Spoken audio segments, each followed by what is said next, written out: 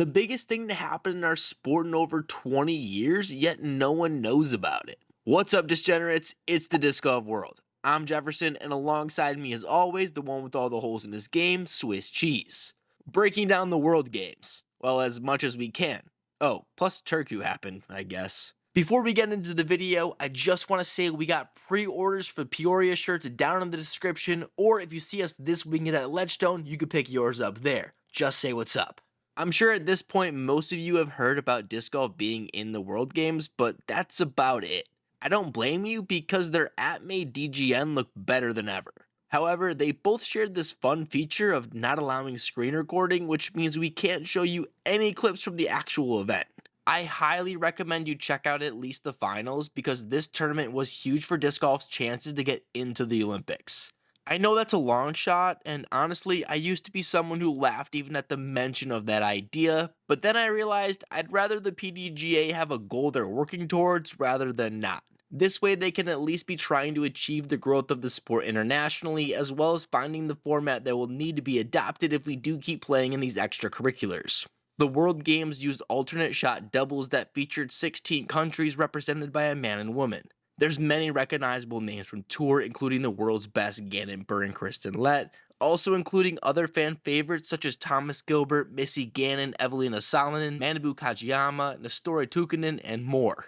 The best addition in my opinion was Brian Earhart on the mic. He carried disc golf on his shoulders the entire broadcast, not being afraid to set straight any information that needed clarification to what could only be assumed to be a fresh audience. There was times Brian could fill gaps or shut down random thoughts from the co-host. Not his fault either, as it seemed he was genuinely curious about things, and it was good for Earhart to give correct answers instead of speculation from clueless spectators. The countries would be split into pools. Each team would compete against each other, and the ones with the best record then advanced to an 8-team bracket, which was made up of Estonia, Czech Republic, the United States, Great Britain, Canada, Latvia, Finland, and Norway.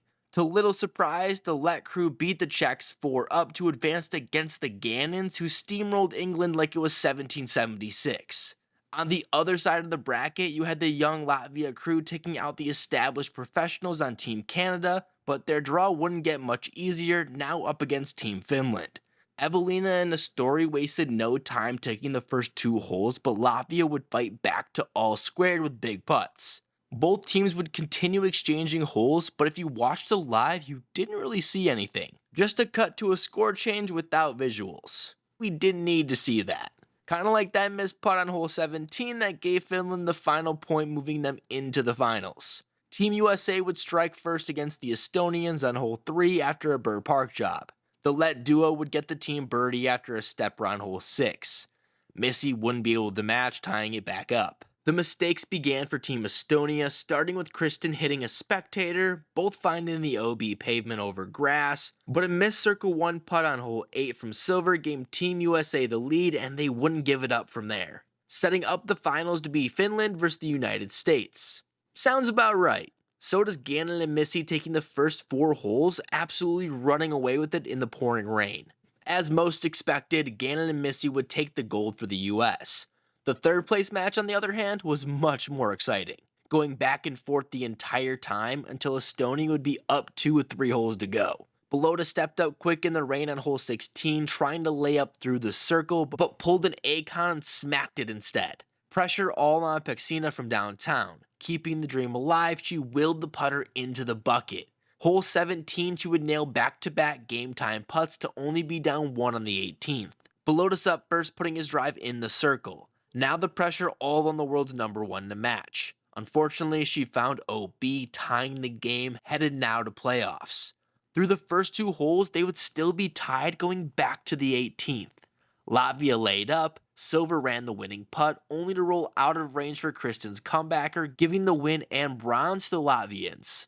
Overall, I'd say this was a massive win for disc golf, and I hope it's back for the 2027 World Games in Chile. It's important for the sport to continue playing in Olympic-adjacent events. This was the first time disc golf was recognized by the organization, and that's a big step in the right direction. Often, disc golf lacks unique coverage styles that attracts viewers. Like, how many of you have been paying attention to match play this season? I can't even tell you the standings. At least the DGPT has a full spot on their website dedicated to this information. Too bad you'll never catch me reading an article. Calm down, that was a joke. I mean, if that were true, we wouldn't turn all of our videos into articles on our own website. You should go check that out, by the way. I think the inherent idea behind country vs. country adds a layer that draws people in, and the jerseys help display that perfectly. Storylines will continue to expand, creating more opportunities for media to cover the sport in new ways.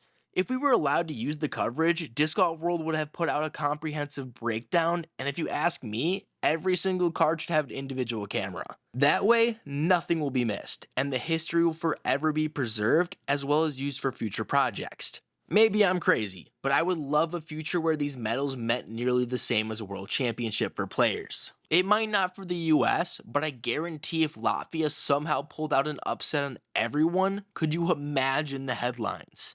I truly think disc golf can have a moneymaker effect similar to poker if we focus attention on events like this and build better coverage styles to express the entire tournament in an hour or so, not dragging every video out longer than a burr putt. Okay, enough rambling because we still had a DGPT event go down. Swiss, take it away.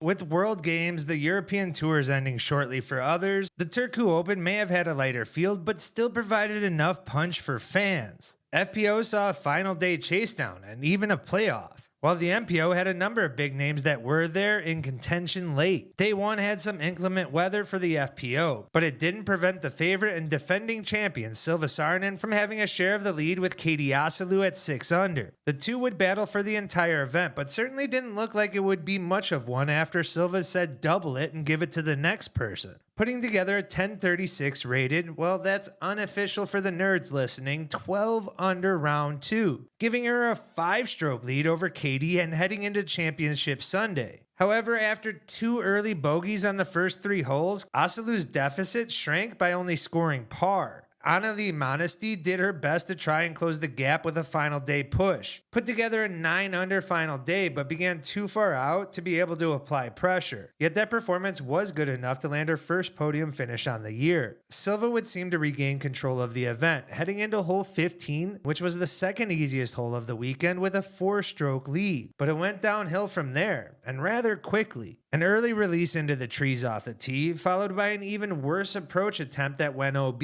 and Silva takes the double bogey, the only one over the entire weekend, and most importantly resulted in a 3-stroke swing after Asalu's tailor-made birdie. Bogey on the next hole, and Silva's lead is washed away altogether with 2 holes to play. And it really didn't get much better for Silva. Missed a tough obstructed C1 putt from the knee for birdie and would find herself heading into hole 18 actually down a stroke. And if things weren't weird enough, it got even weirder from there on the island hole 18. Cotty with the box misses the island and heads to the drop zone. Saarinen makes it and is looking at a 19-footer for birdie for another stag trophy for the mantle. Yet goes and misses that and we have a playoff, which trust me, wasn't nearly as interesting as that entire lead up. And that's because Katie Asalu went OB on her second throw, allowing Silva to play it safe from there and most importantly walk it in. And also deserving a shout out is Cynthia Kaisberga, building on an impressive tour with her first top 5 finish at an Elite Series event of her career. Now over on the MPO side, there was plenty of leaderboard movement and far more competition for that matter. Even after Ezra Robinson, still rocking that bio chic look alongside Raven Newsom, scored the course record with a 13 under. Plenty of names joined the party from there. Goose still seems to be loose and was in contention and even had a share of the lead going into the final round. That was till 3 straight OB strokes on 3 straight holes did him in. Lori Lightnin jumped onto the lead card and tied for the lead after a 12 under round 2. But an early double bogey had him on the outside looking in real quick. At least Danielle Davidson was able to hold on to a podium finish after sharing the lead with Gossage and Lightnin after day 2, but a slow back half didn't allow him to push for a victory on the final day. Isaac Robinson had a day 3 charge before it ended in disaster going 4 over on the final 3 holes. What really truly come down to is Ezra and Calvin Heimberg, who was putting together the hot round from chase card on the final and windy day. Ezra was shaky from the putting green early, missing 3 times from inside the the circle on the first 5 holes. But a 59 C2 birdie hit on 6 snapped him right back, not missing a single putt from there except in victory formation. And sure, I gave it away early, but it was still a sweat. That's even after Heimberg went OB on 18, because he was able to hit an electric drop zone par save that made Ezra's tee shot that much more interesting. And for a brief moment there, it actually looked as though we were heading into possibly another playoff, as Ezra's drive landed short, only for it to flubber bounce over the hay bales to land in bounds for his second victory on the season. And that's everything disc golf you need to know from the weekend. The dgpt is back in the States, and so are we.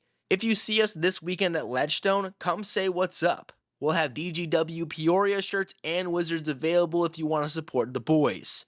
Or if you got extra floor space for us on Saturday night, that would be amazing. Hit us up if you can help. In the meantime, drop a subscribe to not miss out on our World Championships tell-all coming this week.